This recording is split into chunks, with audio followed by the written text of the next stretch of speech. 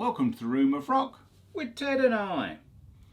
Now this time in the Room of Rock we've dabbled our toes in the water of the world of ribbon microphones. Long-term friend of mine, Les, who's done quite a lot of recording over the years, well, an awful lot of recording over the years, has always sung the virtues of ribbon microphones and their use in recording. And I thought it's finally time to test the water and see if we agree with him. I didn't want to spend a lot of money on an expensive ribbon microphone in case it was something that didn't suit the kind of thing I was doing. But I thought I would get the cheapest one I could get on Amazon and give it a go, see what it was like. So if that interests you, hear what it sounds like and see our thoughts on that, hang around.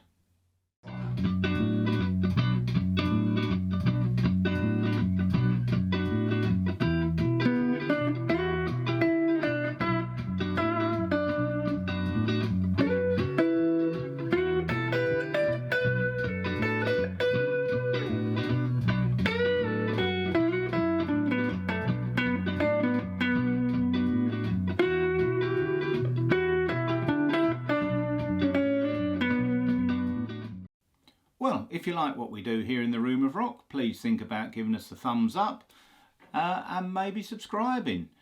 Click the notification bell and that'll let you know when we've uploaded something new. It means a lot to us. It means a lot to young Teddy boy there. And leave some comments. We like to see what you think we've done, whether we've done right, we've done wrong. And if there's another microphone you think we should have tried that would have been better value or maybe a better microphone. As I say, we obviously went on this one for the cheapest one we could get, just to test the water. But we always read your comments and we always enjoy reading them. Well, this is the microphone we went for, the Prono mic RM1. And I was quite surprised. It came in quite a nice, hard carrying case. The microphone itself was I think 57, 58 pounds, around that figure. So anyway, I'll move the camera in a bit closer and you can see exactly what came in the box. Well, shall we see what's in the box? It came in an outer cardboard box that was just a transit Amazon box. So the packaging basically is this quite smart little protective case. So the case itself is, I think, plastic made to look like metal, but that's fine. It's much better than a bag or a cardboard box and would protect the microphone, within reason. Obviously, you wouldn't want to drop it or anything, but the odd knock or whatever, I'm sure it'll protect it. So in the box we get some instructions and some specifications, and we get a chart showing the figure of 8 pattern, polar pattern. Interestingly enough, all the instructions are in German, so whether that's some kind of ruse to make it look like a more upmarket product than possibly it is, because I'm sure at the price that I paid for it, it's got to be made in China. I couldn't see that listed anywhere, but I can't believe it's actually a German product, personally. So there's our instructions. We get obviously the microphone. The microphone's all metal construction, the body and the band and obviously the grill. And it's weighty and it feels nice in the hand, and the XLR socket on the bottom looks of good quality. So you can see the case is padded. We get a shock mount, and with the shock mount we get an adapter in there which does both sizes of the commonly used microphone threads. So there you go. So you get the microphone, the shock mount, and you get quite a useful little carry case for it. So if you were going, to a studio or taking it to your friends to do some recording, then you can do that without worrying about it getting damaged. So I think that's good, because I must admit, I think if you buy, an SM57 or 58, you just get a carry pouch. You don't actually get a box with it. I mean, it's two ways of looking at it. You can think, well, the money they possibly spent on the packaging on a cheap microphone like this possibly would have been better spent on the microphone itself, but you know, it swings and roundabouts. But anyway, that's what actually you get in the box if you were to go for your Porono mic RM1. So what we'll do, we'll set it up and do a little sound test with it, see if it actually sounds as good as it looks. What I thought would make a good first test for the microphone would be the spoken word. Now, the initial audio you've heard has all been done with my Rode Video Mic Pro, which is mounted atop the camera as usual. But this time I'm now running the ribbon microphone into my mixer and taking a line out from the mixer into the camera. So using the mic preamp on the little mixer. So we get an idea of the spoken word. Now I'm about probably 8 inches back from the microphone with a pop filter in front of it because they're sensitive to plosives apparently. Thing with the ribbon microphone, they are in some ways a sensitive microphone, not necessarily to sound pressure levels. You know, you can stick them in front of a loud guitar cabinet, not a problem, but more things like lots of air movement maybe. So maybe if you're recording a brass instrument giving little pressures of air, you'd want maybe a pop shield in front of it to protect it from that. Because how they work, they've got a pair of magnets mounted side by side, and between the magnets there's a very thin corrugated aluminium foil, and then that's tensioned very gently.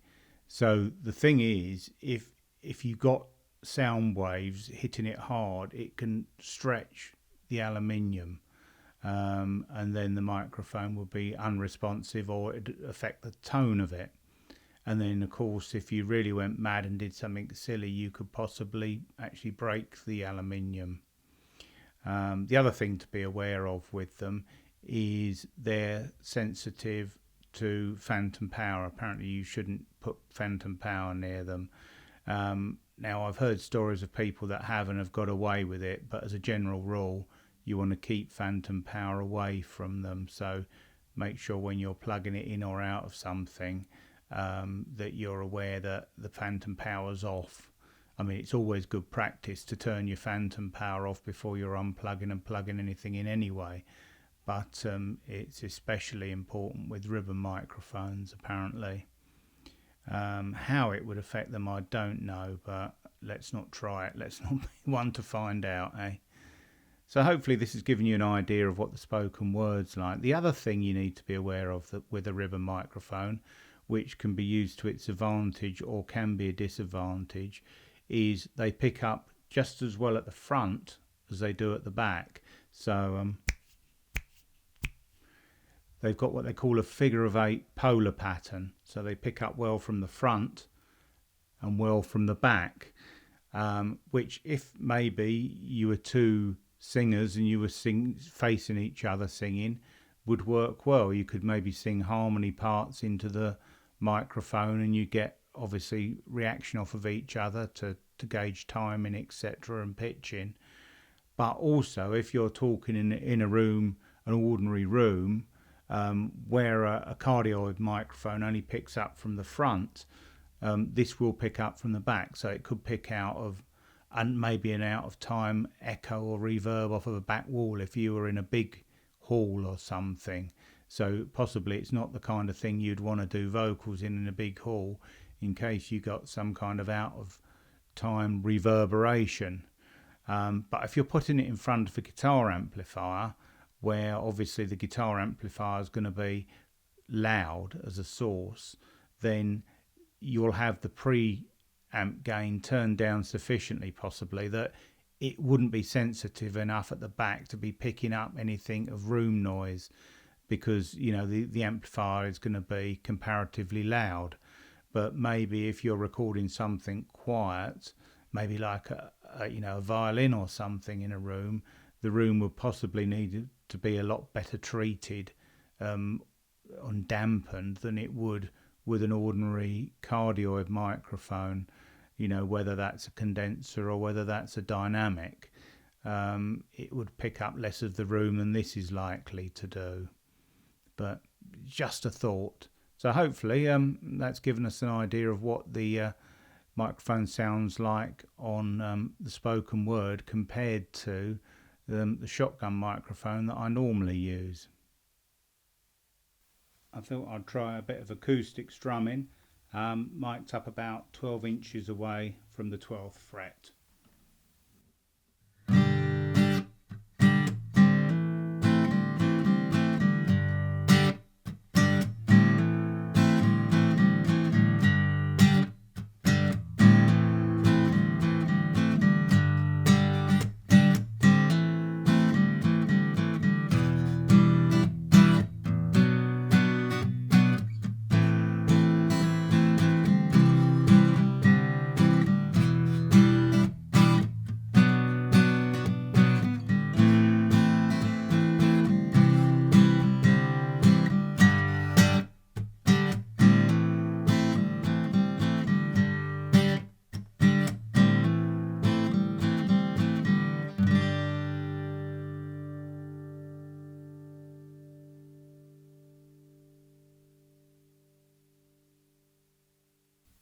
Now I thought I'd try a little bit of finger picking. I'm about 12 inches away from the 12th fret.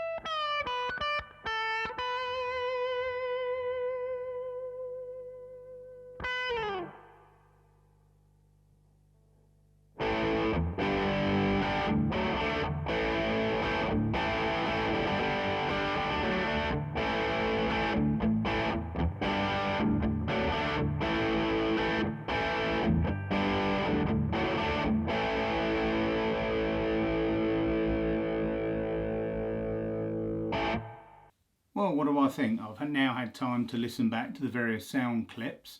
I think, I'm looking forward to having some more time with it and playing with it a bit more in a recording environment. One thing I do think I might try doing is using this in conjunction with, say, my Beta 57, just to get more of the top end off of the 57 and the warmer mids and low ends of this blended together in a mix, maybe to get quite a nice electric guitar sound. I think it's surprisingly well made, or appears to be surprisingly well made, for the money. And I think, you know, it's a good fun microphone. It's a good fun microphone to dip your toes into the waters of ribbon microphones without spending out hundreds on something you tend not, or find you don't use. What I do think, it isn't a good starter microphone in terms of, if you're starting out recording, you'd be better off spending your money on a large diaphragm condenser microphone or a dynamic microphone.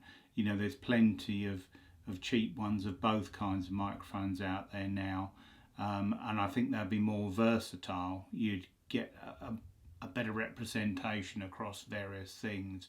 I think this ribbon microphone, and probably all of them, do add a certain coloration to the sound, which you need to know what you're doing to use that. And obviously I've still to experiment with a mic positioning, and what applications it suits and what it doesn't suit, which is something I'm looking forward to doing.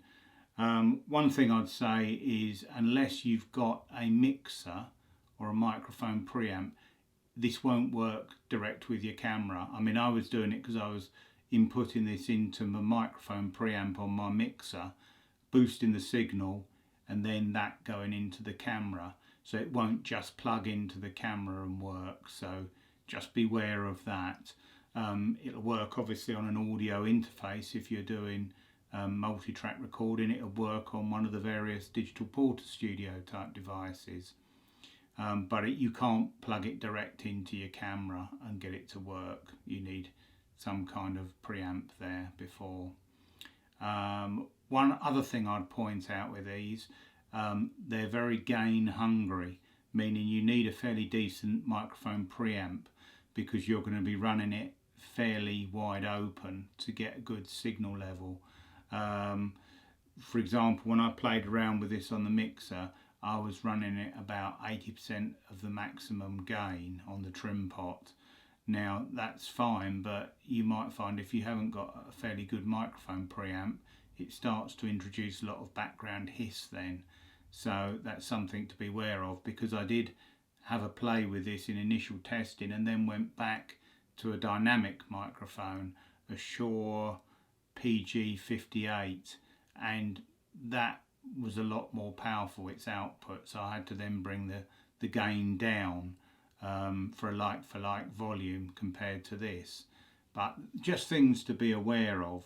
So as a cheap addition to your microphone collection, great, and it's got its uses, and yeah, have fun with it.